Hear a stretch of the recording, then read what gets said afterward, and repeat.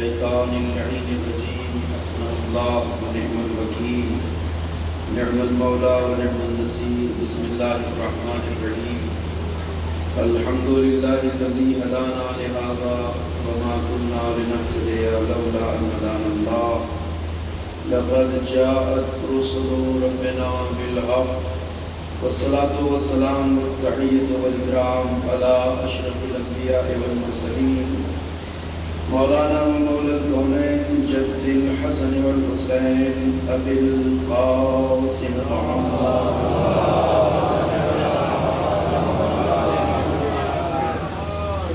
وعلى آله الطيبين الطاهرين المعصومين المظلومين الذين أذهب الله عنهم الرجس وطهرهم تطهيرا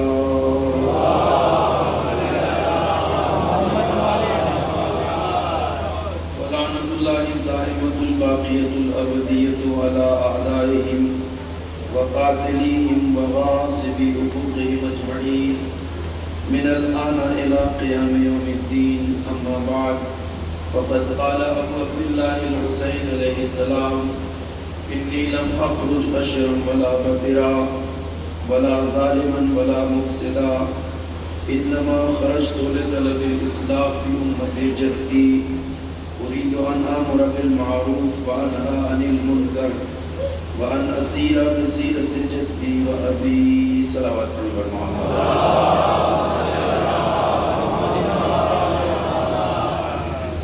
عزیزان محترم اور بزرگان گرامی قدر واقع کربلا کی اہمیت اور اثرات کے حوالے سے سید الشہداء مظلوم کربلا حضرت امام حسین علیہ السلام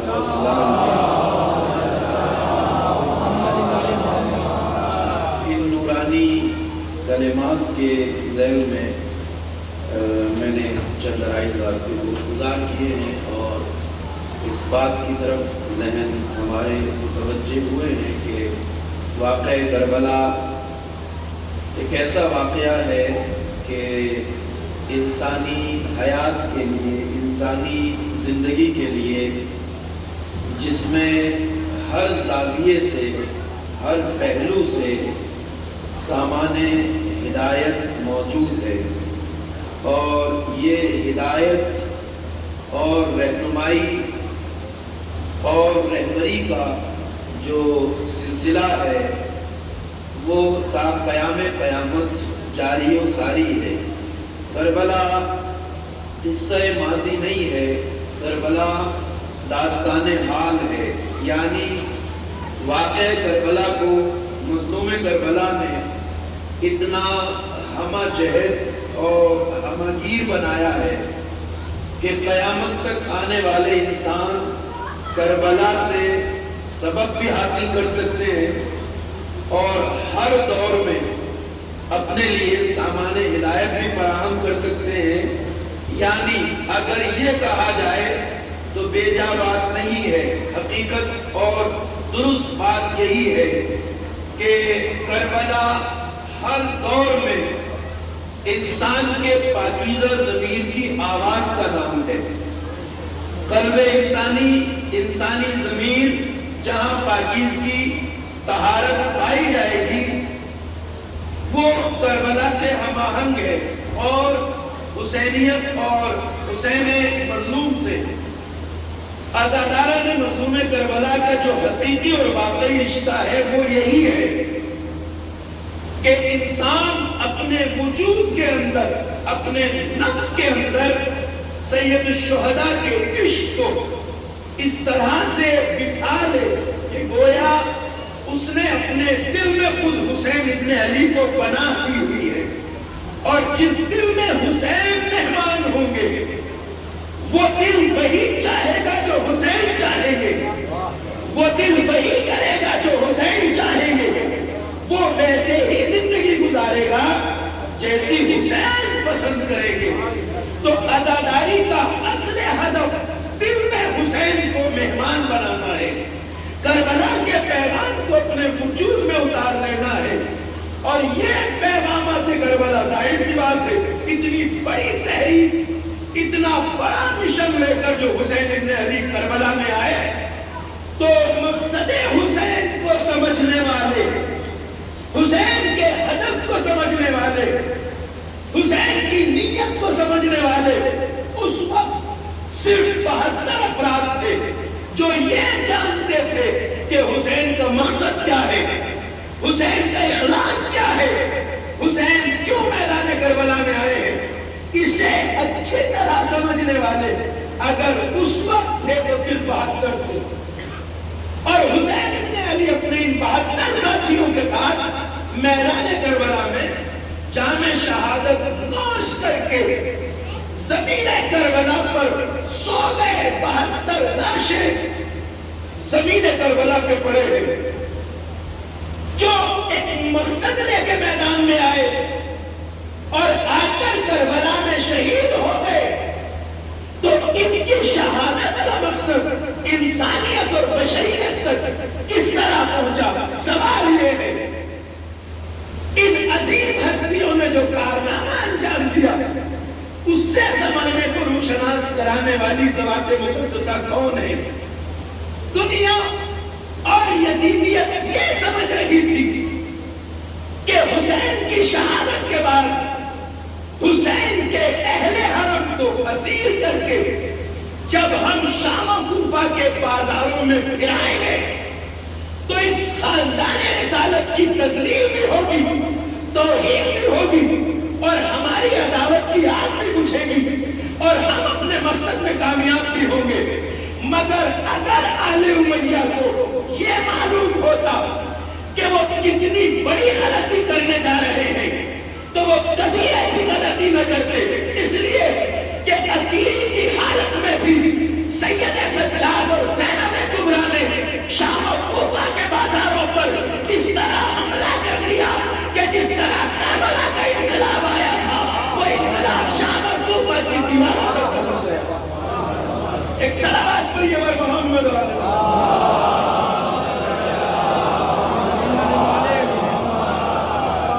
مقصد حسین اور انقلاب حسین کو شام و کوفہ تک لے جانے والی ذوات مقدسہ زینب کبریٰ اور سید سجاد علی ابن الحسین زین العابدین، وہ نوجوان بیٹا حسین کا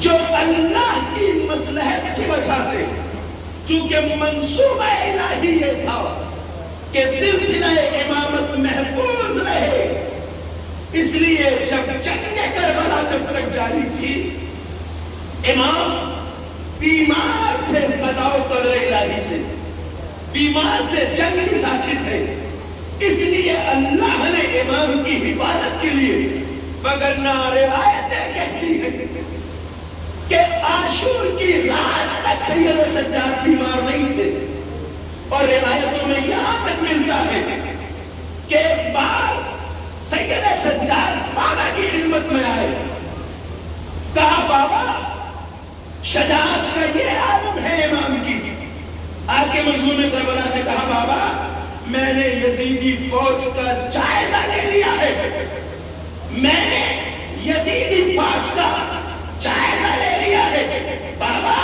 کوئی بڑی بات نہیں ہے، بس کل جب میدان سجے گا تو ایک طرف سے چچا عباس حملہ کریں گے، ایک طرف سے میں حملہ کروں گا۔ صلوات پڑھیے بر محمد علیہ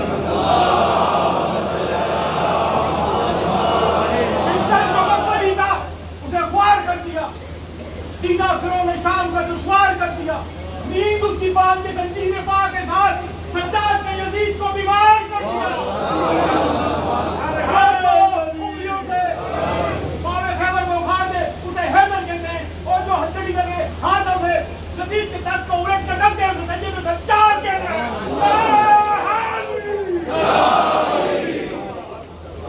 مولا سید سجاد کی شجاعت کا عالم یہ تھا، ایسا شجاع، ایسا بہادر، اس لیے کہ امام وقت ہر صفت کمال میں منزل کمال پر ہوتا۔ یہ بات آپ اس طرح بھی سمجھ لیجیے اچھی طرح کہ امام سے زیادہ کسی بھی اچھی صفت میں کوئی اور ہو ہی نہیں سکتا. لہذا شجاعت ایک بہترین صفت ہے. کربلا میں سید الشہداء امام حسین کے بعد اگر کوئی سب سے بڑا بہادر ہے تو وہ سید سجاد ہے. چونکہ آپ امام ہیں. عاشور کی رات کہا بابا اس بات کی کوئی اوقات نہیں ہے, انشاءاللہ سونے عاشورہ سے پہلے جنگ تمام کر دیں گے. ایک طرف سے میرے چچا عباس حملہ کریں گے, ایک طرف سے میں حملہ کروں گا. ایسی شجاعت جس امام کے پاس پائی جاتی تھی. مصلحت الہی کا تقاضا یہ تھا کہ سلسلہ امامت کا تحفظ کیا جائے, حفاظت کی جائے. اس لیے روز عاشور امام بیمار تھے. ایسی بیماری, ایسی نقاہت کہ آپ بستر سے اٹھ بھی نہیں پاتے تھے, بستر سے اٹھ بھی نہیں رہے تھے. اور آپ جذبہ شجاعت کا عالم دیکھیے.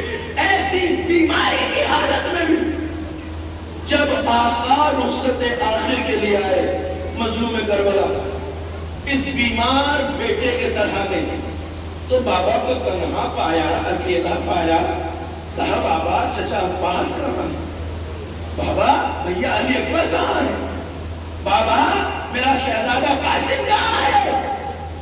حسین نے جواب دیا بیٹا اب مردوں میں بس یہ سمجھ لو تمہارے اور میرے سوا کوئی نہیں. شجاعت اس کو کہتے ہیں. اسی وقت کہا کہ اماں ذرا میرا نیزہ تو لے کے آئیے. ایسی نقاہت کے عالم میں بھی امام وقت کی نصرت کے لیے جو اس طرح تیار ہو اسے سید سجاد کہتے ہیں. مظلوم کربلا نے اسرار امامت حوالے کی. کہا بیٹا مصلحت پروردگار یہ ہے, سلسلہ امامت کی بقا کے لیے تمہیں اللہ نے اس امتحان میں مبتلا کیا ہے. اسرار امامت حوالے کیے گئے, وصیتیں, علم امامت منتقل, یہ ساری وہ چیزیں ہیں جو آپ لوگ سنتے ہیں. ایسی شجاعت رکھنے والی ہستی. ایک عام تصور ہمارے سماج میں یہ ہے کہ ہم سمجھتے ہیں کہ سید الساجدین مولا تاعمر بیمار تھے اور بیمار ہی رہے.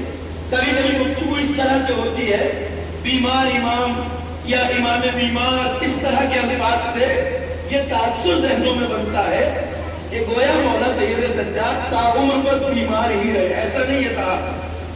بیمار صرف تب تھے جب واقعہ کربلا ہو رہا تھا, تاکہ اس بیماری کے ذریعے اللہ سلسلہ امامت کو بچا لے جائے. وگرنہ امام کی پوری زندگی ترویج دین میں گزری ہے, تبلیغ دین میں گزری ہے. آپ نے بھی اپنے منصب امامت کے فرائض کو اسی طرح انجام دیا جس طرح ہر امام نے انجام دیا. مگر ہاں یہ بات اپنی طرح درست ہے کہ واقعہ کربلا کے بعد اور کربلا کے تیز اثرات کی وجہ سے, تیز اثرات مطلب جو انقلابی اثرات اسلامی سماج میں واقعہ کربلا کے بعد ہوئے, انقلابی اثرات آپ دیکھتے ہیں. اس کے بعد قیام توابین ہے, اس کے بعد قیام مختار ہے, اس کے بعد شہدائے فقر قیام ہے.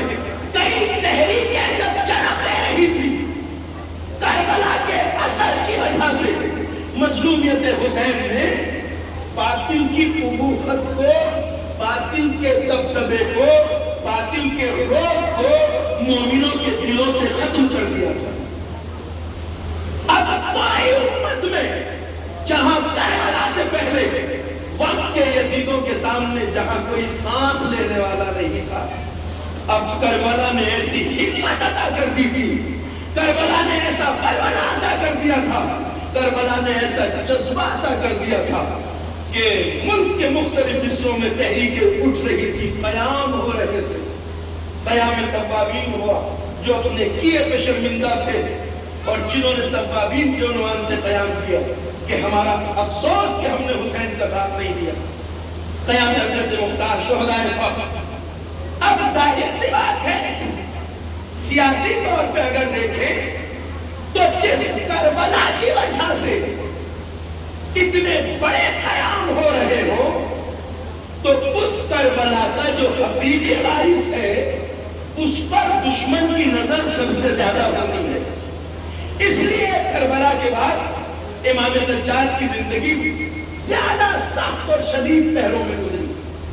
حکومت وقت اور اس کے کارندے اور جاسوس امام کے گھر کے اطراف میں شب و روز موجود رہتے تھے اور لوگوں کو امام سے ملنے کی اجازت نہیں دی جاتی تھی، اس لیے کہ جس کربلا نے اتنا جوش بھر دیا ہو امت کے دلوں میں، تو خود اس کربلا کا وارث اگر قیام کرنا چاہے، اگر لوگ اس سے ملے تو کتنی بڑی تحریک جنم لے سکتی ہے۔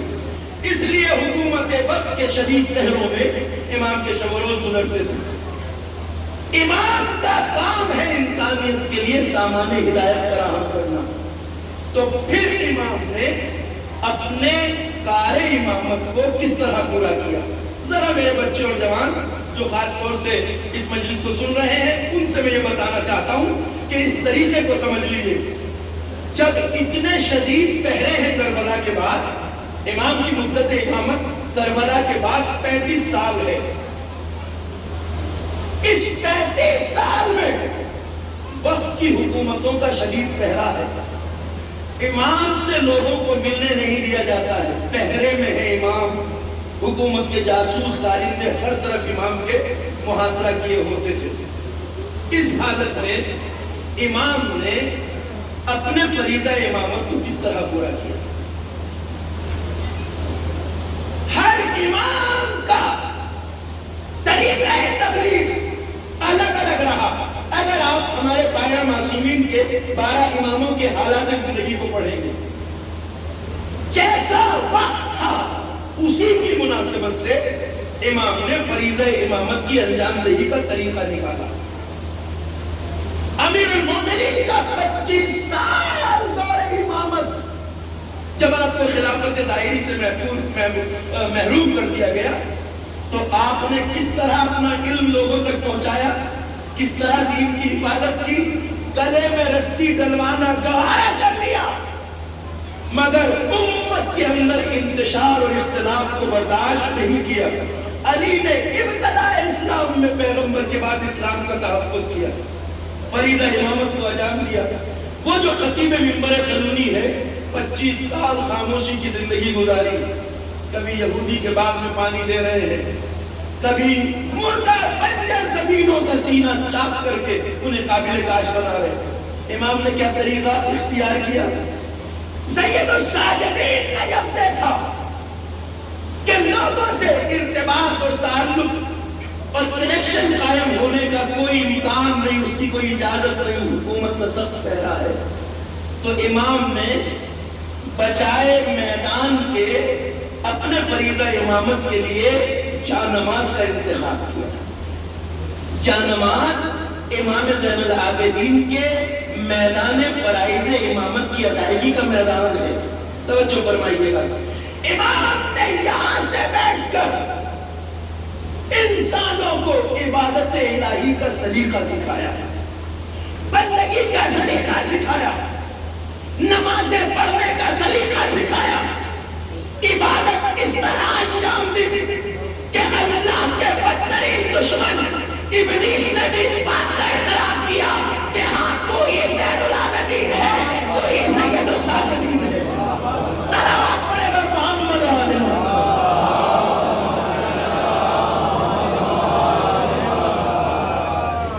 امام نے انتخاب جس جگہ کا کیا وہ ہے مصلی عبادت۔ امام نے فریضہ عبادتوں کو ادا کیا، نمازوں کو انجام دیا، دعائیں پڑھی امام نے۔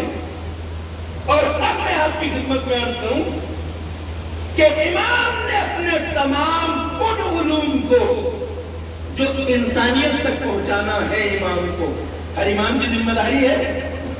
امیر المومنین کو 5 سال خلافت ظاہری میں ممبر ملا، امام حسن کو گوشہ نشینی ملی، امام حسین نے اپنے دور میں فریضہ امامت انجام دیا، پھر کربلا ہوئی، امام زین العابدین نے مصلی کا انتخاب کیا۔ دعاؤں کے ذریعے آپ نے اپنے علم امامت کو بشریت تک پہنچایا۔ اور اب یہ ذرا سا وہ مقام ہے جس پر علماء، بزرگان دین اور ہمارے رہبران دین اس کو لے کر افسوس کا اظہار کرتے ہیں، کیونکہ امام نے جو دعائیں جانماز پر بیٹھ کر کی، جن میں اپنا علم رکھ کے چلے گئے امام تاکہ قیامت تک آنے والے انسان ہدایت لے سکیں، اس کتاب کا نام ہے صحیفہ سجادیہ۔ نام ہم آپ نے سنا ہے، مگر افسوس یہ ہے کہ ہم اس کے اندر جھانک کر نہیں دیکھتے ہیں۔ یہ خرابی ہے، یہ کمی ہے جسے دور ہونا چاہیے۔ اتنی عظیم کتاب ہے، زبور آل محمد کا لقب دیا گیا ہے، زبور آل محمد، ایسی کتاب جس کے مفاہیم کتاب الہی سے ملتے جلتے ہیں، زبان امامت سے ترجمانی ہے، ہم نہیں پڑھتے، یہ افسوس ہے۔ جس طرح نہج بلاغہ متروک ہے، اس سے کہیں زیادہ مظلوم صحیفہ سجادیہ۔ صحیفہ سجادیہ میں جوانوں اور بزرگوں، اس کی ایک وجہ یہ ہے کہ ہم اس کی طرف زیادہ نہیں جاتے۔ ہم نے یہ سمجھ لیا ہے کہ صحیفہ سجادیہ میں بس دعائیں ہیں، بس دعائیں ہیں۔ اگر دعائیں اتنی ہیں کہ پھر کیا ضرورت ہے صحیفہ سجادیہ اٹھانے کی؟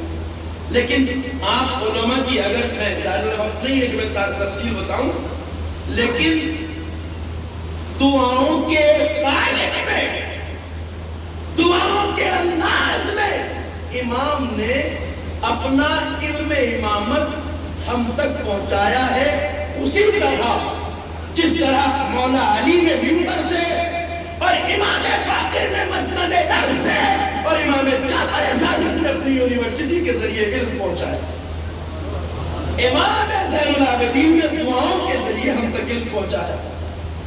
ہم چونکہ پڑھتے نہیں ہیں، گہرائی سے دیکھتے نہیں ہیں، یہ سمجھتے ہیں کہ بس اس میں تو دعائیں ہیں، یا اللہ مجھے یہ دے دے، یا اللہ مجھے یہ دے دے، یا اللہ مجھے اس سے بچا لے، یا اللہ مجھ سے اس کی۔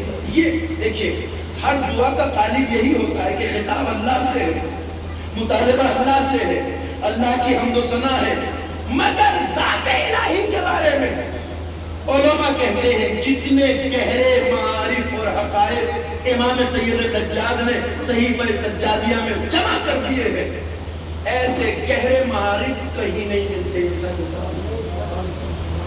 دنیا میں کوئی دعاؤں کی کتاب اتنی غنی نہیں ہے جتنی امام سجاد کی، امام کی سجاد کی یہ کتاب۔ اچھا اب دیکھیے، آپ آئیے، جس کتاب کو ہم صرف دعاؤں کی کتاب سمجھتے ہیں، دیکھیے بات تو یہ ہے نا، بس دعا کے طور پہ پڑھیں یا اس کو ریسرچ کے طور پہ لیں۔ ایک شیعہ بہت ایجوکیٹڈ شخص، سائنٹسٹ، بہت بڑا سائنٹسٹ، وہ امریکہ کی جو خلائی کمپنی ہے ناسا، آپ سبھی جانتے ہیں، جیسے ہمارے ہندوستان کی خلائی وہ اسرو ہے، امریکہ کی مشہور زمانہ ہے، ناسا میں ایک شیعہ بہت بڑے پروفیسر جاب کرتے تھے، بہت پڑھے لکھے۔ وہ کہتے ہیں، اب اس واقعے کو آپ سنیے اور اندازہ لگائیے کہ ائمہ نے اپنے اس کلام میں کتنے علوم کو رکھ دیا۔ بس بات یہ ہے کہ دیکھنے کا نظریہ جس طرح ہو اس طرح بات سمجھ میں آتی ہے۔ ہم بس دعا کے طور پہ دیکھیں گے تو دعا ہے، علم کے طور پہ لیں گے تو وہاں نالج ہے، علم ہے، معرفت ہے، شعور ہے، آگاہی ہے، سائنس ہے، ٹیکنالوجی کا درس ہے وہاں پر۔ تو وہ سائنٹسٹ کہتا ہے کہ میں اپنی وائف، اپنی اہلیہ کے ساتھ، شاید وہ بھی اسی میں جاب کرتی تھی، ہم دونوں ایک دن ناسا کے ہیڈ کوارٹر سے نکلے اور اپنے ڈپارٹمنٹ کی ہیڈ ڈائریکٹر جو لیڈی تھی اس کی کار میں بیٹھے تھے، ہم بیک سیٹ پہ بیٹھے تھے، وہ خود ڈرائیو کر رہی تھی۔ اب ظاہر سی بات ہے، ہم ہیڈ کوارٹر سے نکلے، دور تک جانا تھا، تو ہم شوہر بیوی مذہبی معاملات میں گفتگو کرنے لگے، مذہبی معاملات میں۔ وہ لیڈی ڈرائیو کر رہی ہے، یہ لیڈی ڈائریکٹر تھی اس شعبے کی ناسا میں جس شعبے کی ذمہ داری فضا کے اندر خلا میں سیٹلائٹ بھیجنے کی ہے۔ دیکھیے سیٹلائٹ بنتا کہیں ہے، کہیں اس کو ترتیب دیا جاتا ہے، کہیں سیٹ اپ ہوتا ہے، کہیں پروگرامنگ ہوتی ہے۔ اس ڈپارٹمنٹ کا کام تھا اسے خلا میں بھیجنا سیٹلائٹ کو۔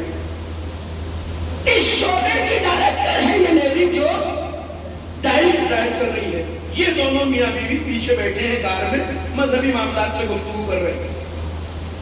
انہوں نے کہا کہ عجیب، دیکھیں کتنے میرے مولا کے ذکر نکل آیا صحیفہ سجادیہ کا. کرام باتیں کر رہے تھے. میں نے اپنی اہلیہ سے کہا, بڑا مشہور واقعہ ہے, میں نے اپنی اہلیہ سے کہا امام نے اپنی ایک دعا کے فقرے میں یہ کہا ہے صحیفہ سجادیہ میں, سبحان الذی یعلم وزن النور والظلمات, پاکیزہ ہے وہ ذات جو نور کے وزن کو بھی جانتی ہے اور اندھیروں کے وزن کو بھی جانتی ہے. اللہ دیکھیے, بہت زمانے تک ابھی تک دنیا کو یہ نہیں پتا تھا کہ روشنی میں وزن ہوتا ہے. یہ جو سورج کی لائٹ روشنی ہے, کوئی بھی لائٹ ہے, روشنی میں وزن ہوتا ہے. اب اس کو ناپنے کے پیمانے اور ہیں, یہ پاٹ ترازو نہیں ہے, مگر لائٹ میں ویٹ ہوتا ہے. آج کی سائنس مانتی ہے اس بات کو, پہلے کسی کو خبر نہیں تھی. صاحب یہ نور جو ہم پہ پڑتا ہے نا, اس میں وزن ہوتا ہے. اب اس کے ناپنے کے پیمانے الگ ہیں. سورج کی روشنی جو زمین تک 8.5 منٹ میں آتی ہے, 9.5 کروڑ میل کا فاصلہ طے کر کے, تو یہ جو ہے اس میں وزن ہوتا ہے, اس لیے حرکت کرتی ہے. آپ کو پتا ہے بلیک ہولز جو پائے جاتے ہیں کائنات میں, جو سورج سے بھی ہزاروں گنا بڑے ہوتے ہیں, کا 1 ارب سورج اس میں ڈال دیے جائیں اتنا بڑا ہوتا ہے بلیک ہول, مگر وہ کسی کو دکھائی نہیں دیتا. کیوں دکھائی نہیں دیتا؟ اس لیے نہیں دکھائی دیتا کہ چیز ہمیں تب دکھتی ہے جب اس پر پڑنے والی روشنی پلٹ کے آئے اور ہماری آنکھوں پہ پڑے. مثلاً وہ ستون جو باہر ہے اس لیے مجھے دکھ رہا ہے کہ اس پہ پڑنے والی روشنی میری آنکھ کی طرف آ رہی ہے, میں اسے دیکھ پا رہا ہوں. اگر اس پہ روشنی نہ پڑے تو میں اسے یہاں سے نہیں دیکھ سکتا. بلیک ہولز تک بھی روشنی پہنچتی ہے سورج کی, مگر وہ اس لیے نہیں دکھائی دیتے کہ بلیک ہول اس روشنی کو جو پہنچتی ہے اسے پلٹنے نہیں دیتے, وہ اسے نگل لیتے ہیں. نگل اسی لیے دیتے ہیں کہ اس کے اندر وزن ہوتا ہے. اب یہ دیکھیے, میں بہت آپ کو جانا نہیں چاہتا, اور نہ بس صرف اس لیے بتا رہا ہوں تاکہ ایک خاکہ آپ کے ذہن میں آ جائے. یہ صحیفہ سجادیہ کی عظمت جسے ہم دعاؤں کی کتاب صرف سمجھے بیٹھے ہیں, اس میں کیا ہے؟ کہا صاحب اب دنیا یہ جانتی ہے کہ روشنی میں وزن ہوتا ہے, ویٹ ہوتا ہے. یہ پروفیسر کہتے ہیں کہ جیسے ہی میں نے اپنی وائف کو یہ دعا کا جملہ بتایا, سبحان الذی یعلم وزن النور والظلمات, پاکیزہ ہے وہ ذات جو لائٹ کا وزن بھی جانتی ہے اور اندھیرے کا وزن بھی جانتی ہے. اور میں نے انگریزی میں اپنی بیوی کو جب یہ اس کا ترجمہ بتایا تو کہتے ہیں کہ اس ڈائریکٹر لیڈی نے فوراً گاڑی کے بریک لگائے, بیچ ہائیوے پہ گاڑی سائیڈ میں روکی, پلٹ کے پوچھا یہ جو ابھی تم نے جملہ کہا ہے کیا تھا, پھر سے بتاؤ, پھر سے دوہراؤ, کیا پڑھا تم نے ابھی, یہ جو بات ابھی کوٹیشن تم نے نقل کیا کیا تھا یہ؟ انہوں نے کہا کہ ہمارے امام گزرے ہیں 1400 سال پہلے, انہوں نے اپنی دعا کے ایک مجموعے میں یہ جملہ کہا ہے, پاک و پاکیزہ ہے وہ ذات جو نور کے وزن کو بھی جانتی ہے, اندھیرے کے وزن کو بھی جانتی ہے. کہتے ہیں کچھ دیر وہ بیٹھی رہی اسٹیئرنگ پر, پھر اس نے پلٹ کے کہا واہ کمال ہو گئے, تمہارے بیان کیے ہوئے اس ایک جملے نے ہماری بہت بڑی سائنٹیفیکل مشکل کو حل کر دیا, ہماری ایک سائنسی مشکل کو حل کر دیا. کہا وہ کیا ہے؟ تو آج تک ہم یہ نہیں سمجھ پاتے تھے کہ جو سیٹلائٹ ہم ہوا میں بھیجتے ہیں, جس سیٹلائٹ کو دن کے اجالے میں بھیجا جاتا ہے اس کے پہنچنے کی ٹائمنگ میں, اور جسے رات میں چھوڑا جاتا ہے اس کے پہنچنے کی ٹائم میں سیکنڈ کے 1000ویں لاکھویں حصے کا فرق آتا ہے. مگر ہم یہ نہیں سمجھ پا رہے تھے آج تک کہ یہ ڈیفرنس ٹائم میں کیوں ہوتا ہے. جب زمین سے چھوڑا جا رہا ہے تو جو دن میں چھوڑا جائے اس کی ٹائمنگ الگ ہوتی ہے, جو رات کو چھوڑا جائے اس کی ٹائمنگ الگ ہوتی ہے. آج میں سمجھ گئی اس جملے کی وجہ سے, چونکہ روشنی میں وزن ہوتا ہے تو جب سیٹلائٹ جاتا ہے تو وزن اثر ڈالتا ہے, ٹائمنگ میں فرق آتا ہے. ایک صلوات پڑھیے بر محمد علیہ وسلم.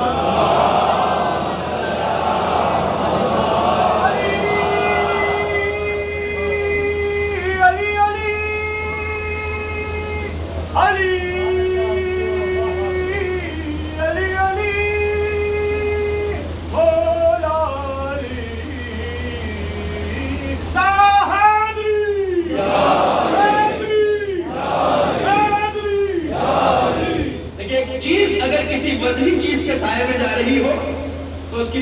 اثر ہوتا ہے. کچوں سیکنڈ کے 1000ویں حصے کا فرق اب تک آتا تھا, ہم نہیں سمجھ پاتے تھے. اس ایک جملے سے وہ مسئلہ ہمارا حل ہو گیا کہ دن میں چونکہ سورج کی لائٹ پڑتی ہے تو اس کے اوپر اسپیڈ کا اثر پڑتا ہے, رات میں وہ بات نہیں ہوتی. میں نے کہا جس کی دعا کا ایک جملہ اتنی بڑی سائنسی مشکل کو حل کر دے, تو اگر کوئی پوری کتاب صحیح میں سجادیہ سے علم حاصل کرے تو اس کا علم کس منزل پہ ہوگا. ایک صلوات پڑھیں پر محمد و آل محمد.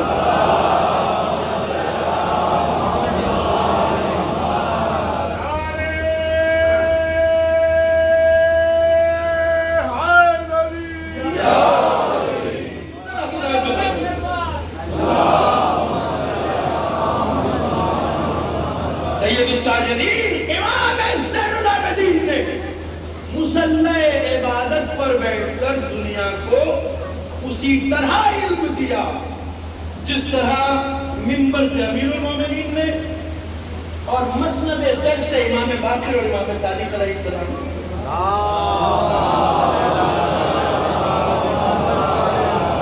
طریقہ الگ ہے چونکہ امام فریضہ امام. اور یہ بھی اچھا ذہنوں میں یاد رکھیے گا کہ بس آپ کربلا میں بیمار تھے, ہمیشہ بیمار نہیں تھے. امام نہ بیمار تھے نہ لاچار تھے. اس لیے یہ تصورات اصل میں کبھی نوحوں کی کیفیت جب آتی ہے اس میں لاچار, بیمار, اس طرح کے الفاظ سے تھوڑا حزن پیدا ہوتا ہے. وہ ایک نوحے کی صنف کی مرثیے کی مجبوری, مگر ساری زندگی کے لیے تصور نہ بنا بیٹھیے کہ امام نعوذ باللہ بیمار یا لاچار ہے. یہ بچوں کے لیے بات ہے, بزرگ جانتے ہیں. بزرگوں سے معافی چاہتا ہوں تاکہ ہمارے بچے بھی کچھ اس منبر سے سیکھ کے جائیں. تعاون بیمار نہیں تھے امام زین العابدین الحمدللہ. آپ حیات رہے, آپ نے 35 سال اپنے عہدہ امامت کو انجام دیا اور سب سے بڑے بڑے مراحل طے کیے.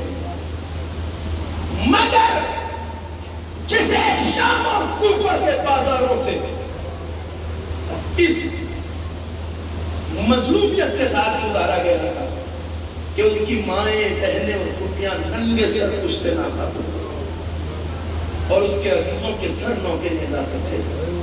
دشمن یہ چاہتا تھا کہ رسوا کرے اور آل محمد جانتے تھے کہ اس خالق عزت نے ہر چیز کا اختیار لوگوں کو دیا ہے مگر عزت کا اختیار اپنے ہاتھ میں رکھا, کیونکہ اس نے کہا وَتُعِزُّ مَن تَشَاءُ وَتُذِلُّ مَن تَشَاءُ. وہ جسے چاہتا ہے عزت دیتا ہے, جسے چاہتا ہے رسوا کرتا ہے. جنہیں ننگے سر پھرایا گیا وہ عزت کے بلند بالا مقامات پہ فائز رہے, جنہوں نے در در پھرایا وہ ذلت اور رسوائی کے گڑھوں میں دفن ہو گئے. یہ انتظام الہی ہے. آج ان کی قبر کا نشان نہیں ملتا اور آل محمد کے دروازے پہ انسانیت کا سر چلتا. یہ سید الشہداء اور مظلوم کربلا کی پیغام کا امام کی جو زندگی شہر مدینہ میں ہے, ایسی ہیبت اللہ نے امام کو عطا کی, مرتبہ, ایسی عزت, ایسی شان کہ خلفائے بنی امیہ شہنشاہان عرب و عجم ان کے سامنے پونے نظر آتے تھے, پونے نظر آتے تھے. جس عزت کو پامال کرنے کے لیے انہوں نے اپنا سب کچھ لگا دیا, وہ خود رسوا ہو گئے. مگر ائمہ کی محبت مومنوں کے دلوں میں, جو امام نے شام کے بعد دربار میں خطبہ دیا ہے, اس خطبے میں امام نے ایک جملہ ارشاد فرمایا اور میں ابھی عرض کروں گا آپ کی خدمت میں, اور وہ جملہ یہ ہے کہ اللہ نے ایک شرف ہمیں یہ عطا کیا ہے کہ ہماری محبت کو مومنوں کے دلوں میں رکھا. شام کے دربار میں جو خطبہ آپ نے دیا ہے, ایک جملہ یہ ہے اس کا کہ اللہ نے ہماری محبت کو مومنوں کے دلوں میں رکھا ہے. مومن کا دل محبت اہل بیت سے خالی ہو نہیں سکتا اور منافق کے دل میں آل محمد کی محبت آ نہیں سکتی. صلوات پڑھیں محمد و آل محمد.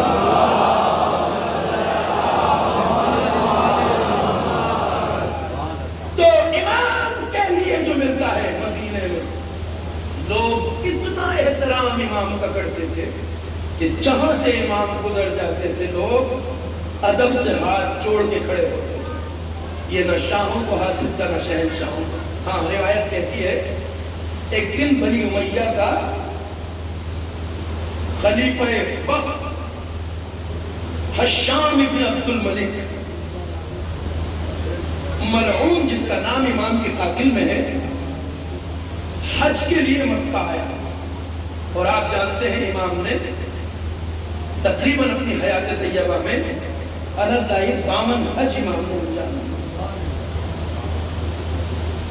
اور جس اونٹ پر یہ حج آپ نے انجام دیے ہیں، شہادت کی رات مولا نے اپنے فرزند امام باقر کو بلا کے کہا میرے لال یہ میری زندگی کی آخری رات ہے اور دیکھو میرے بعد اس اونٹ کا بہت خیال رکھنا، چونکہ میں نے اس کے اوپر 52 حج کیا. جانوروں کے حقوق تک کا خیال رکھنے والی ہستیاں انسانوں کے حقوق کے بارے میں کتنی حساس ہوں، ہمیں سیکھنا ہوگا اس بات.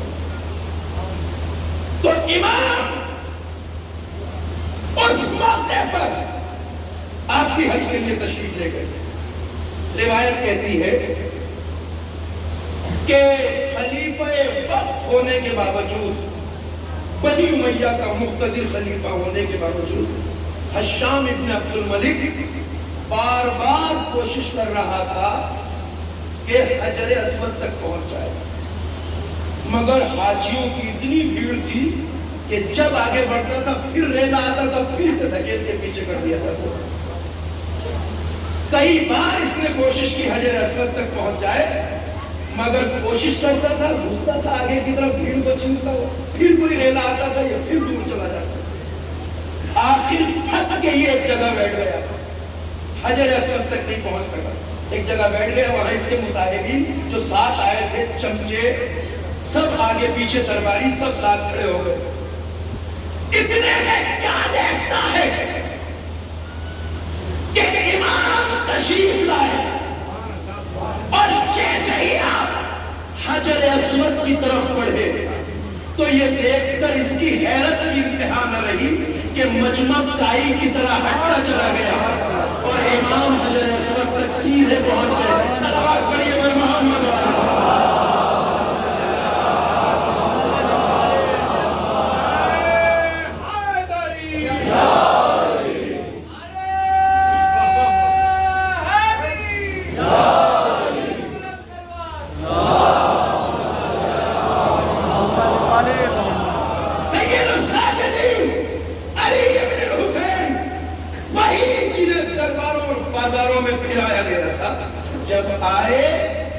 بلندی پہ بیٹھا تھا. سارے مصاحبین شام سے آئے ہوئے درباری اس کے ساتھ تھے. اور کیا دیکھتا ہے کہ جب امام آئے اور آپ حجر اسود کی طرف بڑھے تو سارا مجمع احترام سے ہاتھ جوڑے ہوئے سب کائی کی طرح ہٹتا چلا گیا. امام حجر اسود تک کے بوسہ دیا امام نے. ادھر حشام کے ساتھ آئے ہوئے درباریوں نے پوچھا حشام سے کہ یہ کون ہے. کس سے پوچھا؟ حشام ابن عبد الملک سے. تو بار بار تھک کے کھا کے بھی نہ پہنچ سکا اور انہیں مجمع خود راستہ دے رہا ہے، کون ہے یہ؟ اللہ اکبر. جیسے ہی پوچھا کون ہے یہ تو ایک چیز ہوتی ہے تجاہل عارفانہ. اس کا مطلب ہوتا ہے کہ جان بوجھ کر جاہل بننا. لہذا یہ جانتا تو تھا امام کو اچھی طرح سے، مگر اب نام بتائے تو یہ کہیں گے تیری کیا اوقات ہے اور ان کا مرتبہ کیا ہے. تو اس نے اپنے ان مصاحبین سے، درباریوں سے کہا کہ پتہ نہیں، میں جانتا نہیں کون ہے. تجاہل عارفانہ، جان بوجھ کر جاہل بننا. اتفاق ہے کہ تاریخ کا بہت بڑا واقعہ ہے. اتفاق ہے کہ جہاں یہ کہہ رہا تھا میں نہیں جانتا، وہیں پر دروازہ اہل بیت کا ایک اداگر شاعر اہل بیت فرزدق موجود تھا. فرزدق کا نام آپ نے سنا؟ فرزدق وہی کھڑا تھا حشام کے قریب. جیسے ہی اس نے دیکھا کہ یہ کہہ رہا ہے میں نہیں جانتا کون ہے، اللہ اکبر، عاشق آل محمد چپ نہیں رہ سکتا، ظالم کے سامنے چپ نہیں رہ سکتا۔ یکایک ہر شام میں انسانی تاریخ کا سب سے عظیم قصیدہ پڑھا، اور وہ قصیدہ فی البدیع تھا۔ یہاں بہت سے شعراء صاحبان نظر موجود ہیں، آپ سب کو پتا ہے فی البدیع پہلے سے لکھ کے نہیں لائے تھے، وہی کھڑے کھڑے قصیدہ کہا۔ اس قصیدے کو مشہور علماء نے ذکر کیا ہے۔ اب سنیے فرزدق کا لہجہ۔ حاکم بیٹھا ہے، امام کے بارے میں کہہ رہا ہے کون ہے میں نہیں جانتا، چاہنے والے نے قصیدہ شروع کیا، تو نہیں جانتا تو کیا ہوا؟ حاضر نظیر تارک البتابتہ والحل والحرم یارکو، تو نہیں جانتا، ارے یہ تو وہ ہے جس کے نشان قدم کو کعبہ جانتا ہے، یہ وہ ہے جس کو کعبہ پہچانتا ہے، جسے مینا پہچانتا ہے، جسے حل و حرم پہچانتا ہے، جس کے نشان قدم کو خانہ کعبہ سلامی دیتا ہے۔ اور ایک طویل قصیدہ امام کا پڑھا فرزدق نے، ظالم کا روح سیاہ ہو گیا، اور اسے کہتے ہیں وہ شجاعت جو آل محمد کے چاہنے والوں کے یہاں ہے۔ بڑا طویل بہت خوبصورت قصیدہ۔ حاضر الذی، تو کہہ رہا ہے نہیں جانتا، یہ تو وہ ہے جس کے نشان قدم کو کعبہ پہچانتا ہے، یہ تو وہ ہے جسے مینا پہچانتا ہے، یہ تو وہ ہے جسے صفا پہچانتا ہے، یہ وہ ہے جسے زمزم پہچانتا ہے، یہ وہ ہے جسے مقام ابراہیم سلام کرتا ہے۔ امام کی زندگی چونکہ اس طرح مدینہ میں گزر رہی تھی، اور اتنا وقار، اتنی عظمت، لوگوں کے دلوں میں اتنا احترام تھا، اس لیے ظالم چین کی نیند نہیں سوتا، کیونکہ سید الساجدین وہی تو ہے کہ جو شام و کوفہ کے بازاروں میں اپنی فتح کا اعلان کر کے آئے۔ کربلا والے جیت کیسے گئے اور یزیدی فوج ہار کیسے گئی؟ میں نے عرض کیا تھا آپ کی خدمت میں، کربلا والوں نے گلے کٹا کے بتایا تھا جیتتا وہ ہے جس کا مقصد جیت جائے، ہارتا وہ ہے جس کا مقصد ہار جائے۔ وہ آئے تھے نعرہ تکبیر کو مٹانے کے لیے، ہم آئے تھے اللہ کے ذکر کو بچانے کے لیے۔ اگر بچ گیا تو ہم جیت گئے، نہ بچتا تو ہار مان لیتے۔ آج جہاں سے بھی آواز اذان آئے تو جوانوں اذانوں کا احترام ضرور کرنا، اس لیے کہ زبان کسی کی بھی ہو مگر اذان آل محمد کی جیت کا اعلان ہے۔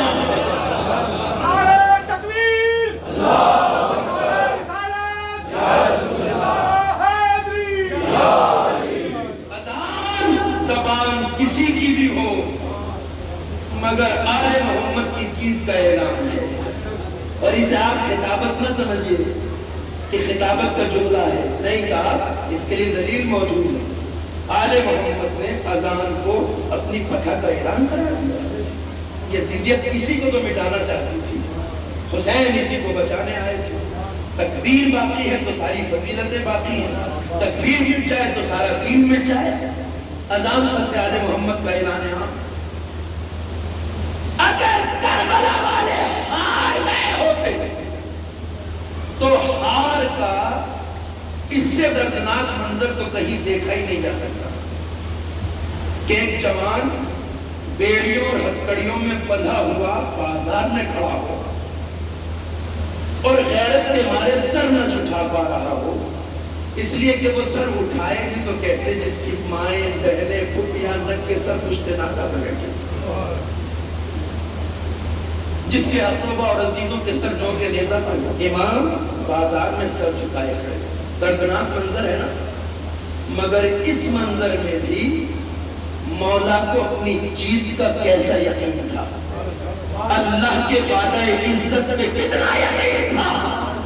تاریخ کہتی ہے کہ شام کا ایک شخص اسی بازار میں سید سجاد کے پاس آیا، بیڑیوں میں بندھے کھڑے ہیں مولا، اور وہ شامی آ کے یہ پوچھتا ہے کہ سید سجاد یہ بتاؤ کہ تم کربلا کی جنگ میں جیتے یا ہارے.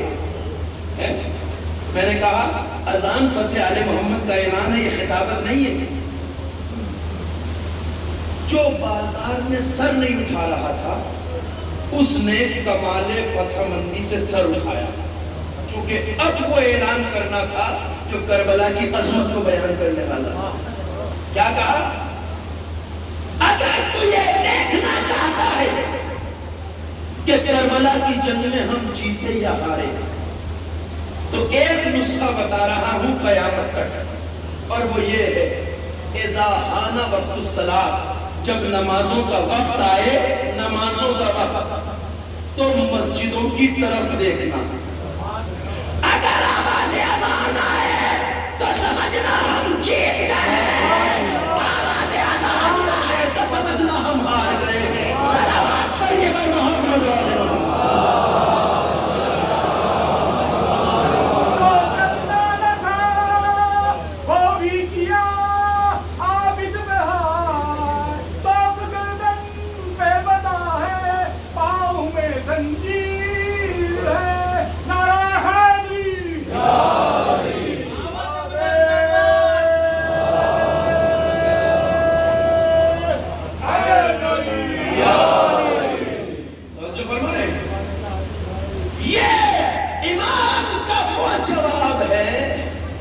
جو قیامت تک باقی رہنے والا ہے.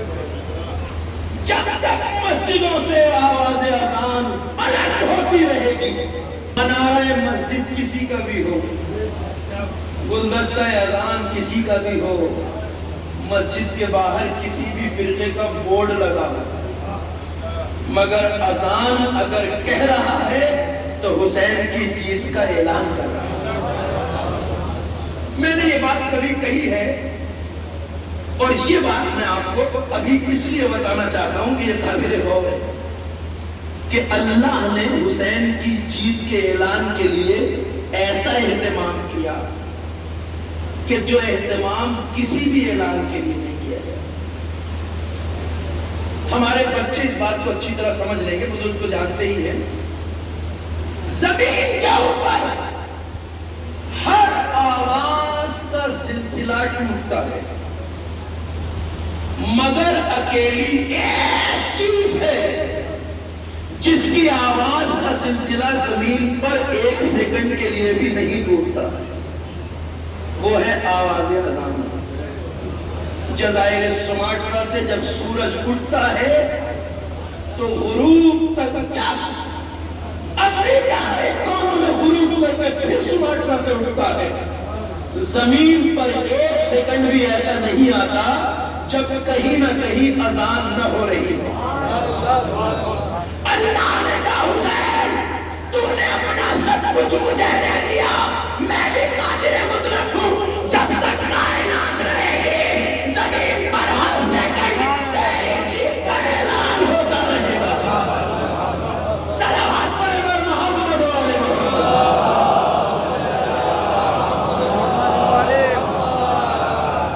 یہ اذان فتح آل محمد کا اعلان ہے. وہ جیت گئے، یزیدیت ہار گئے، اعلان ہے. اور یہ دلیل ہے اس بات کی کہ اسے تو دشمن بھی جانتا ہے کہ یہ آل محمد کی جیت کا اعلان ہے. ہمیں اذان کا احترام کرنا چاہیے، چونکہ اذان کے بارے میں روایت میں ملتا ہے کہ اگر اذان کی آواز آنے لگے اور آپ تلاوت قرآن بھی کر رہے ہیں تو اذان کے احترام میں تلاوت کا روکنا واجب ہے، ضروری ہے، روکنا ضروری ہے. ہمارے وہ خطیب جو بھی پورا بغرہ میں مجلس نہیں روکتے انہیں بھی اچھی طرح پتا ہے، مگر پتا ہے کیوں دھینگا مشتی ہوتی ہے وہاں ہر سال. کچھ لوگ اذان کو دیکھتے ہیں، کچھ مجلس کو دیکھتے ہیں، کچھ خطیب کو دیکھتے ہیں، ہر سال اختلاف جھگڑا. اور خطیب کیوں نہیں رک رہا؟ اس لیے نہیں کہ اسے پتہ نہیں ہے کہ اذان کا احترام آل محمد کی نظر میں کیا ہے، پتہ ہے، مگر اتنی دیر سے جو پسینہ باہر آئے، مجلس چل رہی ہے ٹاپ پہ، اگر 2-3 منٹ رک جائے گا تو مجلس پھر بیٹھ جائے گی. دین کے لیے نہیں، اپنی مجلس کے لیے نہیں رکتا ہوگا. یہ اختلاف ہر سال ہوتا ہے. بلکہ بعض تو خطیب ایسے بھی ہیں جو اذان کی توحید میں یہ تک کہتے سنے گئے ہیں، میں یہ ایسا والا جملہ بتا رہا ہوں جو بہت ہلکا ہے، اس سے بھی بدتر کہیں کہ یہ مکروہ آواز کہاں سے آئیں گے، ایسے افراد کو اللہ عقل اور شعور عنایت کرے۔ اذان فتح آل محمد کا اعلان عام ہے۔ اچھا صاحب ہم کتنے بڑے کے خطیب ہو جائیں، اس خطیب سے بڑے ہو سکتے ہیں جو شام کی مسجد میں منبر پہ بیٹھا تھا، خون کے پیاسوں کو خطاب کر رہا تھا، سید الساجدین۔ بھائی امام نے اپنا خطبہ روکا یا نہیں روکا؟ اور یزید نے اذان دلائی ہی اس لیے تاکہ امام خطبہ روک دے۔ اس کا مطلب یہ ہے کہ یزید بھی جانتا ہے کہ آل محمد کی نظر میں اذان کا احترام کیا ہے۔ تو ایسا نہیں ہو سکتا کہ ہم نہ جانتے ہیں۔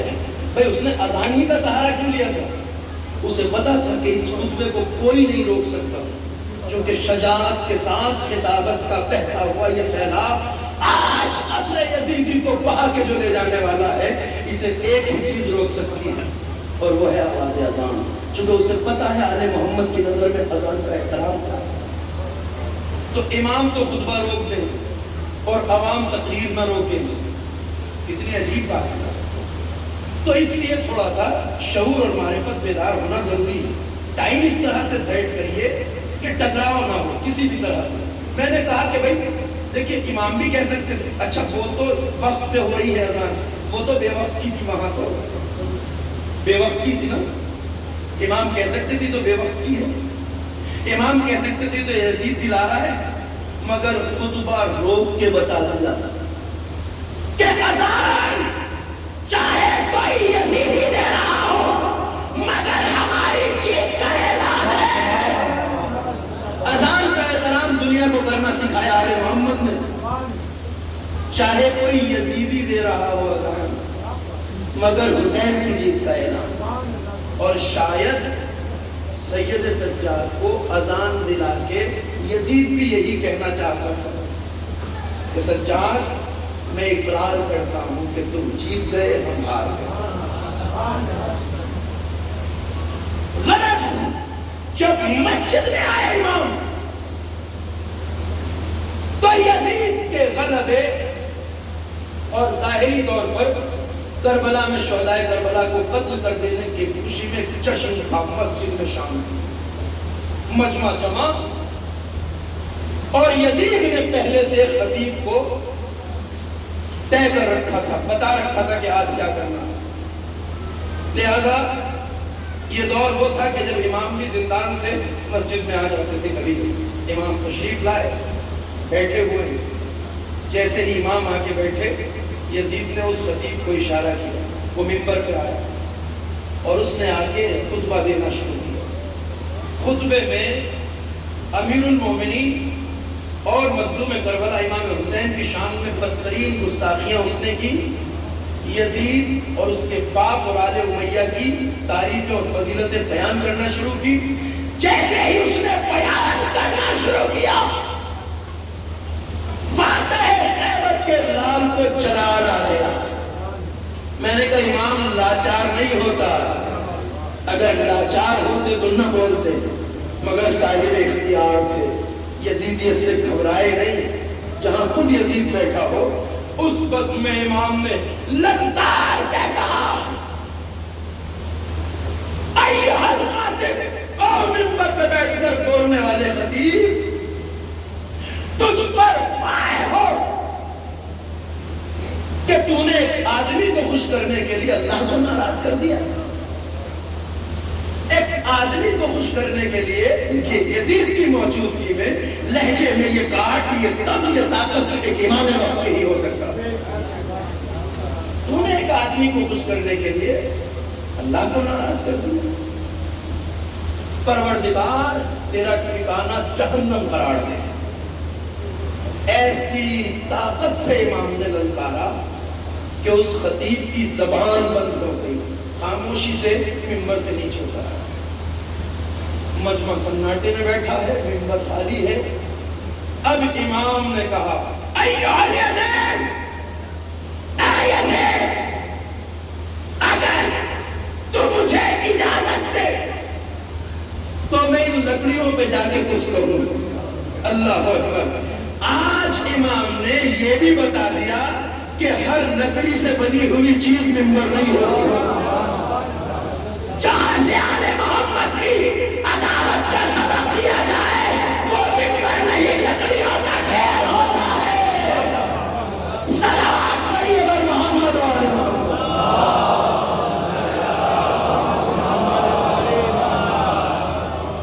جہاں سے آل محمد کی دشمنی کا سبب دیا جائے وہ لکڑیوں کا ڈھیر ہوگا، شکل سے ممبر نہیں ہوتا۔ ممبر وہ ہے جہاں سے اہل بیت کے فضائل، اہل بیت کے کمالات، ان کی عظمت کو بیان کیا جائے، ان کی تعلیمات کو بیان کیا جائے۔ امام نے کہا تو کہے تو میں ان لکڑیوں کے ڈھیر پہ جاؤں، میں بھی کچھ کہوں۔ اب تاریخ کہتی ہے کہ خطیب دو اتر آیا، مجمع بیٹھا ہے، ہر طرف سناٹا ہے، اور اس جوان کو تھوڑا تھوڑا شام والے پہچاننے لگے۔ انہیں بہت کچھ نہیں پتا، مگر اتنا پتا ہے کہ یہ قیدی بنی ہاشم میں سے ہے، اور بنی ہاشم کی فصاحت دنیا عرب میں مشہور تھی۔ تو یہ ہوا کہ امام نے جب کہا تو یزید تو چپ بیٹھا رہا، بولا نہیں چاہتا تھا امام منبر پہ جائیں، اجازت نہیں دی۔ مگر جتنا مجمع بیٹھا تھا انہوں نے سب نے کہنا شروع کیا یزید اس جانے منبر پہ، دیکھے کیسے بولتے ہیں، بنی ہاشم کی فضاحت کے بڑے چرچے سنے۔ وہ امام کو اس لیے منبر پہ نہیں کہہ رہے تھے کہ یہ آگے حقائق بیان کریں، وہ بنی ہاشم کی فضاحت سننا چاہتے تھے۔ اس لیے کہ جب سے شام فتح ہوا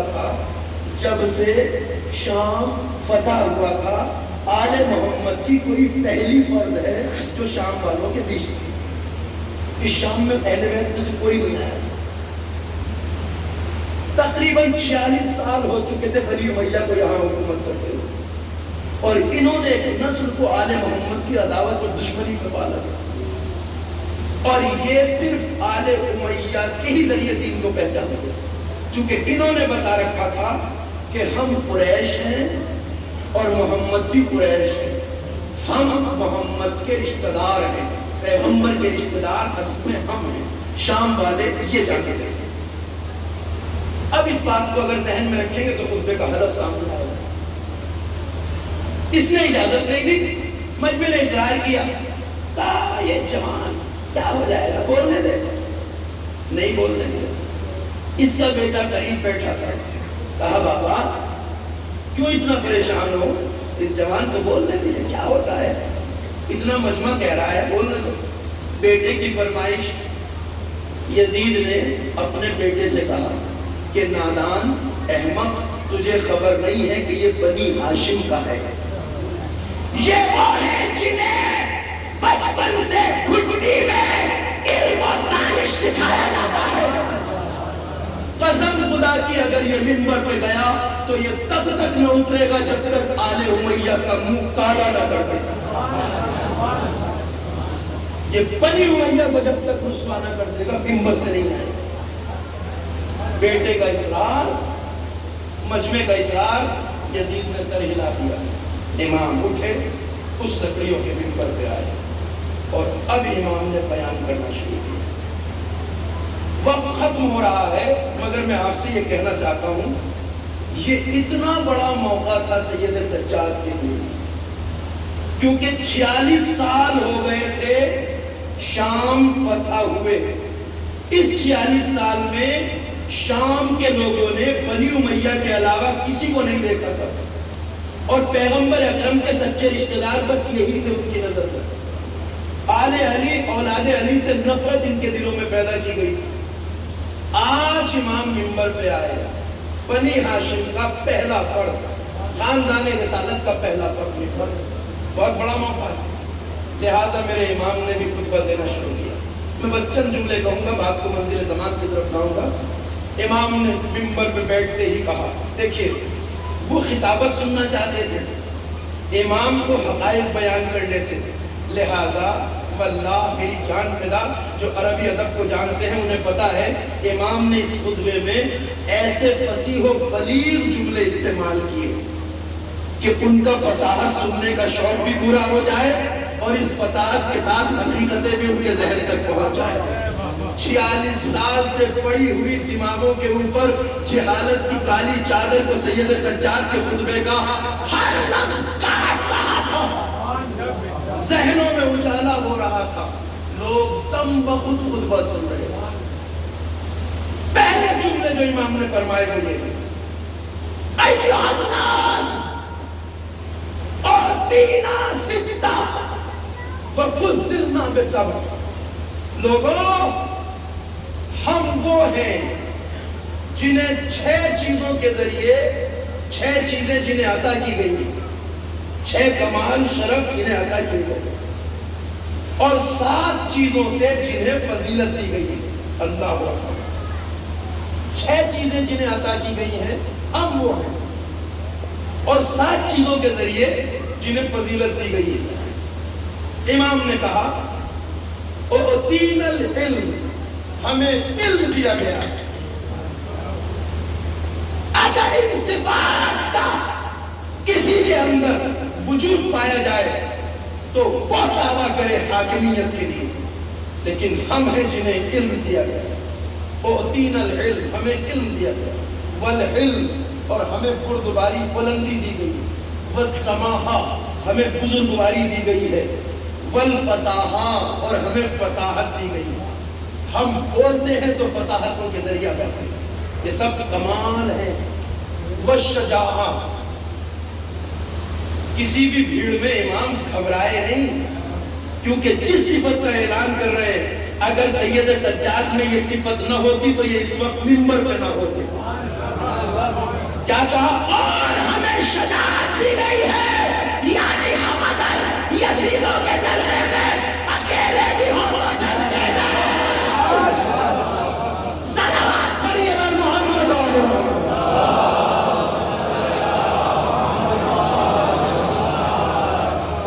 ہمیں شجاعت دی گئی ہے، علم، سماحت، بردباری اور فصاحت اور شجاعت، 5 چیزیں، 6 چیزیں دی گئی ہیں۔ 6ٹھی چیز وہی ہے جسے میں نے پہلے بتا دیا ہے، والمحبت فی قلوب المؤمنین۔ ایک چیز ہمیں یہ دی گئی ہے اللہ کی طرف سے کہ ہماری محبت کو مومنوں کے دل میں رکھا گیا ہے۔ جس کے دل میں احساس محبت کروٹ لے رہا ہے وہ صلوات پڑھے بر محمد و آل محمد۔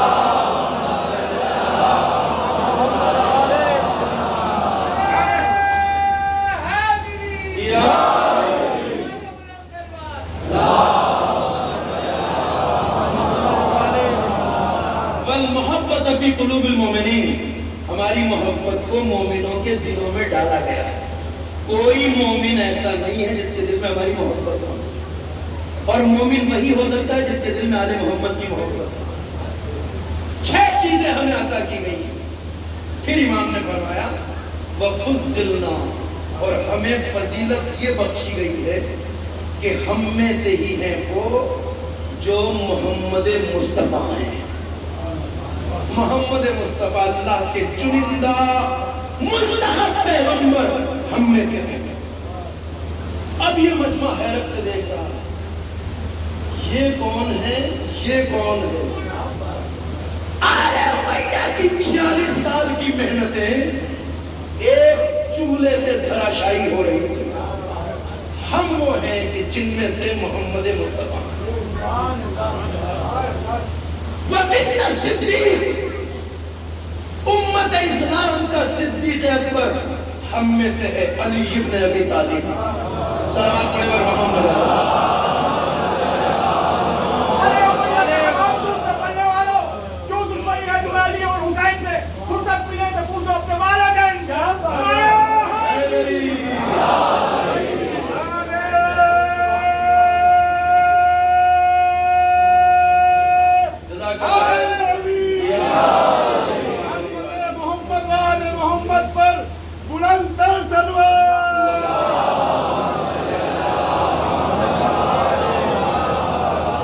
صدیق اکبر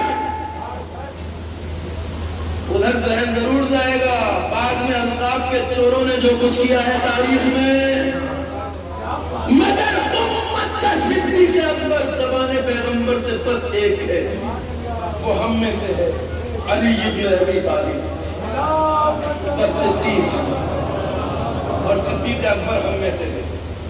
پھر فرمایا وَمِنَّ الطَّيَّارِ، وہ جسے جنت میں اللہ نے دو پرواز کے لیے پر دیے ہیں، جعفر طیار ہم میں سے، جعفر طیار ہم میں سے ہے۔ پھر فرمایا وَأَسَدُ اللَّهِ وَأَسَدُ رَسُولِ اللَّهِ، اور اللہ اور رسول اللہ کا شیر حمزہ سید الشہداء ہم میں سے، حمزہ ہم میں سے ہے، وہی حمزہ، اسی کا ذکر منبر سے ہو رہا ہے، شام کے منبر سے، جس کا کلیجہ اسی یزید کی دادی نے چبایا تھا۔ منا وہ جعفر طیار، وہ سید الشہداء، حمزہ ہم میں سے۔ ہمیں 7 چیزوں کے ذریعے فضیلت دی گئی۔ پھر فرمایا وَمِنَّا سَيِّدَةُ نِسَاءِ الْعَالَمِينَ، جو تمام کائنات کی سردار ہے عورتوں کی۔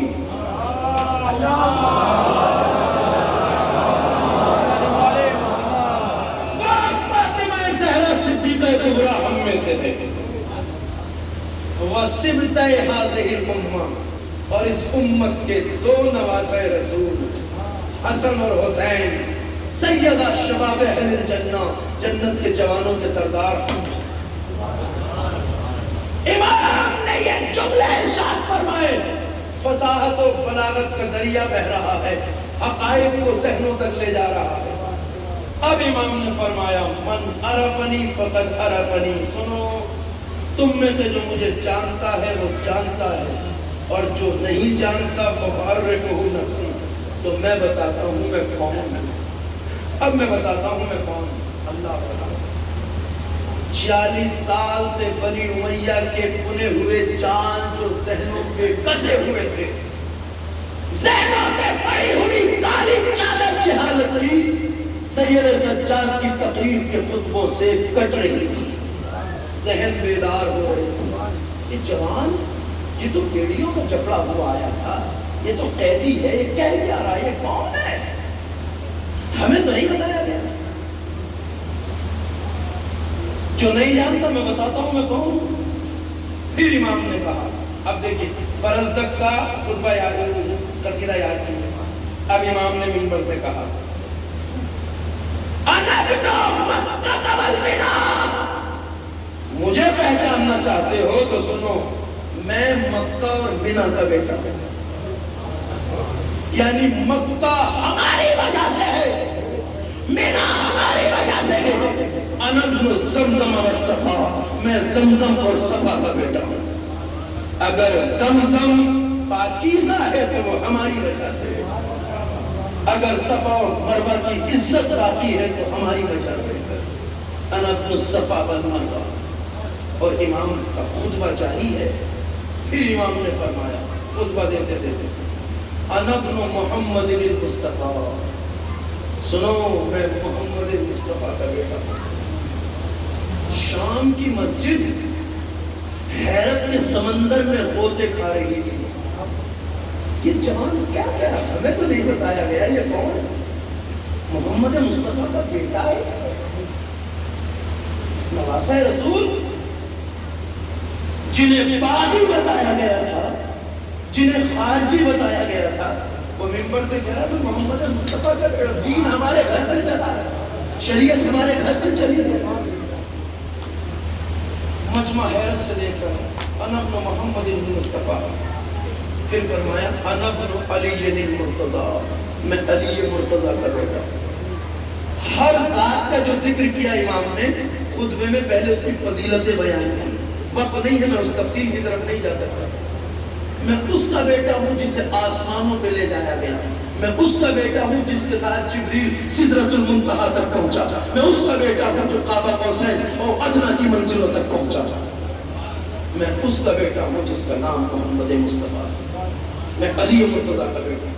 مجمع حیرت سے دیکھا، پھر فرمایا انا ابن فاطمہ الزہرا، میں فاطمہ زہرا کا بیٹا ہوں۔ اللہ اکبر، مجمع ایک دوسرے کی طرف دیکھ رہا ہے، یہ جو فاطمہ زہرا کا بیٹا کرے، فاطمہ وہی جو محمد مصطفیٰ کی بیٹی ہے، یہ نواسا ہے رسول کا، یہ فاطمہ کا لال ہے۔ اللہ اکبر، انا ابن محمد المصطفیٰ، انا ابن علی المرتضیٰ، انا ابن فاطمہ الزہرا، میں فاطمہ زہرا کا بیٹا ہوں۔ اب کہا انا ابن الحسین الشہید بکربلا، میں اس حسین کا بیٹا ہوں جسے کربلا میں کربلا کرتا کر ذبح کیا ہے۔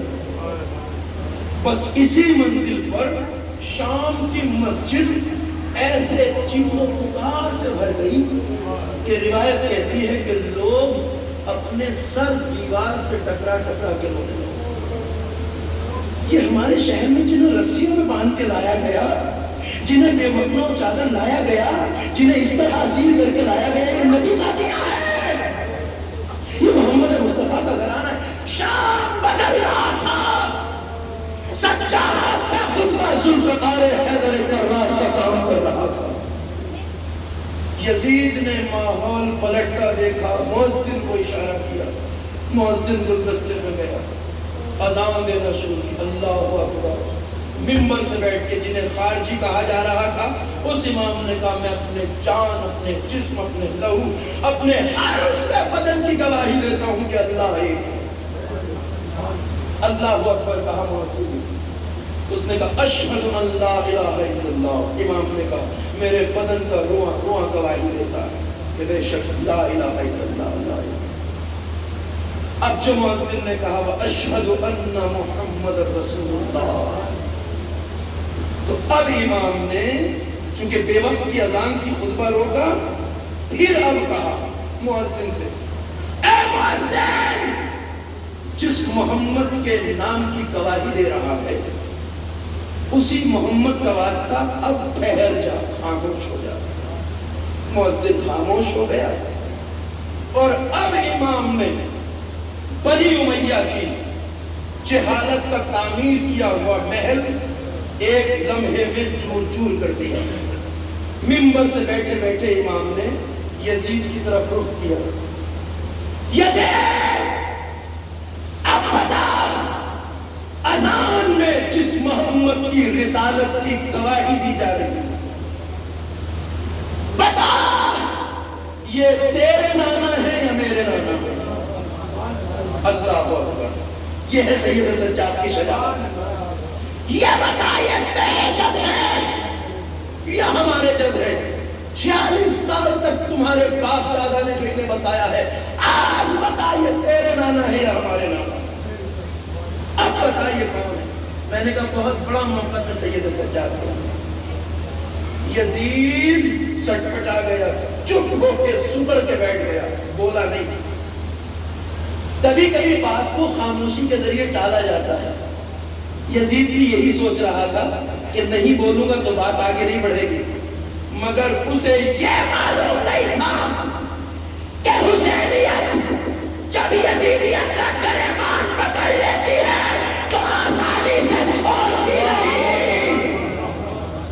امام نے چپ ہونے پہ چھوڑ نہیں دیا، تو یزید نہیں بول رہا ہے، کوئی بات نہیں، نہیں بول رہا ہے تو سن، نہیں بول رہا ہے کوئی بات نہیں، مگر اگر تو بولے بھی تو کیا بولے؟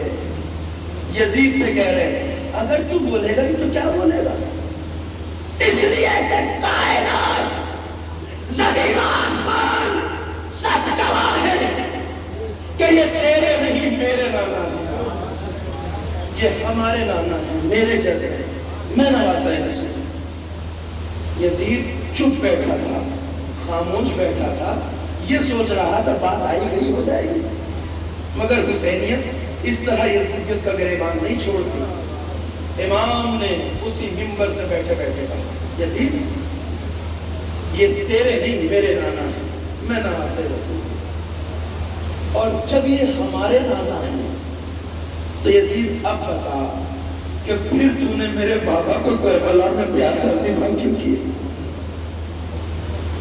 یزید پھر ہمیں قید کر کے شام و کوفہ کے بازاروں میں کیوں پھرایا گیا؟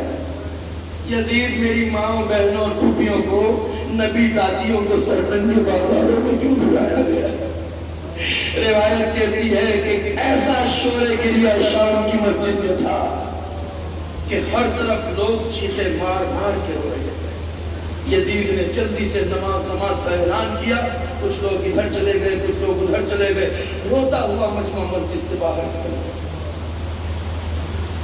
امام کی فساد و بلاغت نے آل امیہ کی 46 سال کی محنتوں کو خاک میں ملا دیا۔ میرے بیمار امام کو، جسے بیمار صرف کربلا میں تھا، اس حالت میں یہ کارنامہ انجام دیا۔ ہم کون ہیں زمانہ پہچان لے، جنہیں پاغی کہا گیا تھا، ہم آل محمد۔ مگر عزاداروں، جن مرحلوں سے میرا بیمار امام گزرا ہے، آج شب شہادت ہے اور آپ اور ہم پرسہ پیش کرنے کے لیے آئے ہیں اسی امام کا جو کربلا کا پیغام پر تھا۔ واللہ اگر زینب اور سید سجاد نہ ہوتے تو علماء کہتے ہیں کہ کربلا کربلا ہی میں رہ جاتی۔ یہ وہ ہیں جنہوں نے نشر پیغام کربلا کا کام انجام دیا۔ پیغمبر کربلا سید سجاد۔ میں نے عرض کیا تھا کہ جب آپ مدینے آ گئے تو آپ دن رات روتے تھے۔ ایک طویل عرصہ امام جب پانی سامنے آتا تھا تو کربلا والوں کی پیاس کا روتے تھے، جب کھانا سامنے آتا تھا تو کربلا والوں کی بھوک یاد کر کے روتے تھے۔ امام دن کو بھی روتے تھے، رات کو بھی روتے تھے۔ جب کوئی پوچھنے والا پوچھتا تھا مولا سب سے زیادہ مصیبتیں کہاں پڑی، تو بس رب یہی کہتے تھے الشام الشام الشام۔ سید سجاد اپنی ماں اور بہنوں اور پھوپھیوں کی بے رضائی کو کبھی بھلا نہیں سکے۔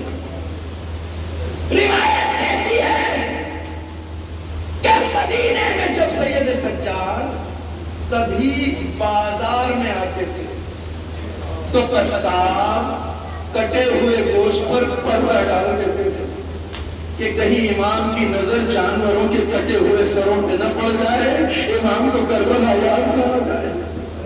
عزاداروں بس پرسے کے لیے آمادہ ہو جائیے، مسائل کے چند فکرے کہوں گا۔ تابوت کی زیارت کرنا ہے، اس مظلوم کا تابوت ہے جس نے اپنے بابا کے لاشے کو زمین میں ڈوبے پڑے دیکھا۔ بازار میں جب آتے تھے تو قصاب کٹے ہوئے گوشت پر پردہ ڈال دیتے تھے کہ امام کو کربلا یاد نہ آ جائے۔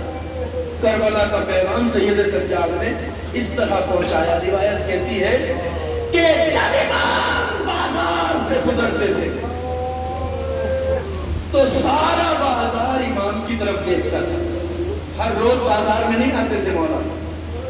فرزند رسول، مدینے کا سب سے افضل ترین انسان، مدینہ ہی نہیں کائنات کا سب سے افضل ترین نواسہ رسول، اتنی بڑی شخصیت جب بازار میں آتی تھی مدینے کے، تو روایت کہتی ہے سب کی توجہ امام کی طرف ہوتی ہے۔ سب دیکھتے تھے آج نواسہ رسول بازار میں آئے ہیں۔ مولا جب بازار سے گزرتے تھے لوگ دکانیں چھوڑ چھوڑ کر امام کو دیکھتے تھے اور اپنی طرف آنے والی ان توجہات کا رخ میرے مولا کربلا کی دیتے تھے۔ سب دیکھ رہے ہیں اور امام کیا کرتے تھے؟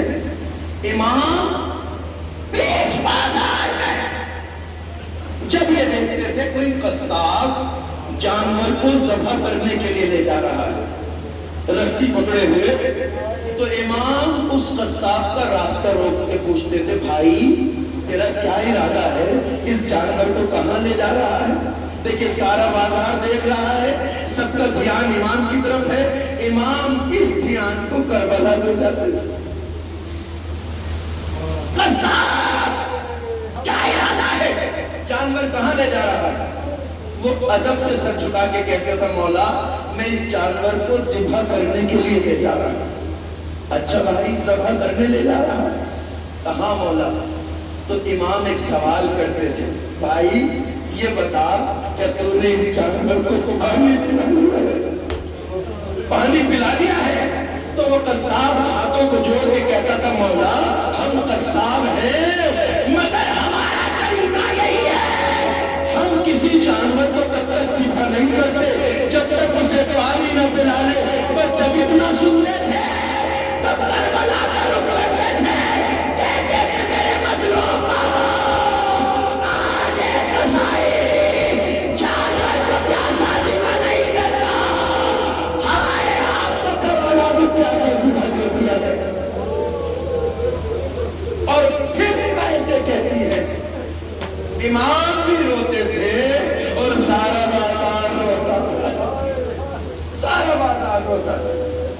ہر مقام پہ امام کو کربلا یاد آ جاتی تھی، ہر جگہ پہ امام کو کربلا یاد آ جاتا تھا۔ روایت کہتی تھی پانی کو دیکھ کر مولا اتنا روتے تھے کہ اتنے آنسو پانی میں گرتے تھے کہ وہ خالص پانی نہیں رہ جاتا تھا۔ روایت ہے کہ ایک دن امام کا ایک چاہنے والا امام کے بیت الشرف کے قریب سے گزر رہا تھا۔ جب وہ گزر رہا تھا تو اس نے دیکھا بالا خانے کی چھت سے پرنالے سے پانی کے کچھ قطرے گر رہے ہیں۔ وہ قطرے جب لباس پہ گرے تو یہ دروازے پہ آیا اور دقل بات کیا۔ تنیز نے دروازہ کھولا، کہا کیا بات ہے؟ کہا مجھے بس اتنا پوچھنا ہے کہ میرا لباس نماز کا ہے، یہ جو پانی اوپر سے گر رہا ہے یہ پانی پاک ہے نا؟ جیسے ہی اتنا کہا کنیز طرف اٹھے، کہا بلال کیا سوچ رہے ہو؟ یہ پانی بس پانی نہیں ہے، ارے یہ وہ پانی ہے جس میں تیرے امام کے آنسو ہوئے ہوئے۔ جب سے میں نے وضو کے لیے پانی لے جا کے رکھا ہے، مولا پانی کو دیکھتے جاتے ہیں روتے جاتے ہیں، دیکھتے جاتے ہیں روتے جاتے ہیں۔ کبھی اکبر کو یاد کر کے روتے ہیں، کبھی اصغر کو یاد کر کے روتے ہیں، کبھی اولا محمد کو یاد کر کے۔ اجرکم اللہ مجلس تمام ہو رہی ہے، اللہ تعالیٰ نے مضمون کربلا۔ امام چھت پہ بیٹھے ہیں، وضو کے لیے بیٹھے تھے، مگر جب سے پانی رکھا ہے دیکھتے جاتے ہیں روتے جاتے ہیں، دیکھتے جاتے ہیں روتے۔ اتنے آنسو گرے ہیں اس پانی۔ چاہنے والا تھا، تڑپ گیا۔ ہم اور آپ ہوتے تو ہم بھی شاید یہی چاہتے۔ کنیز سے ہاتھ جوڑ کے کہا ذرا آقا سے کہو مجھے اپنی خدمت میں آنے کی اجازت دے، میں اپنے مولا کے پاس جانا چاہتا ہوں۔ اجازت ملی، بالا خانے کی چھت پہ وہاں آیا جہاں امام بیٹھے وضو فرما رہے تھے۔ پانی سامنے رکھا تھا، امام روتے تھے اور کریا کرتے تھے۔ جب اس نے امام کو روتے دیکھا خود بھی چیخیں مار کے رونے لگا۔ عزادارو ہم بھی یاد کر کے رو رہے ہیں نا، منظر ہمارے سامنے ہوتا میرا مظلوم مولا رو رہا ہو، چاہنے والا بھی رونے لگا، مگر اپنے مولا کے دل کو تسلی دینا چاہتا تھا۔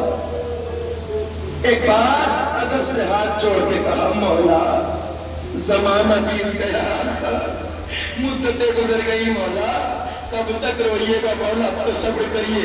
بس جیسے ہی یہ جملے کہے امام نے کہا منہال تم نے انصاف نہیں کیا، تم کہتے ہو کب تک روئیے گا، کب تک روئیے گا، انصاف کرو۔ یعقوب کہے بیٹا یوسف بس نظروں سے اوجھل ہوا تھا۔ قرآن کہتا ہے یعقوب اتنا روئے کہ آنکھیں سفید ہو گئی۔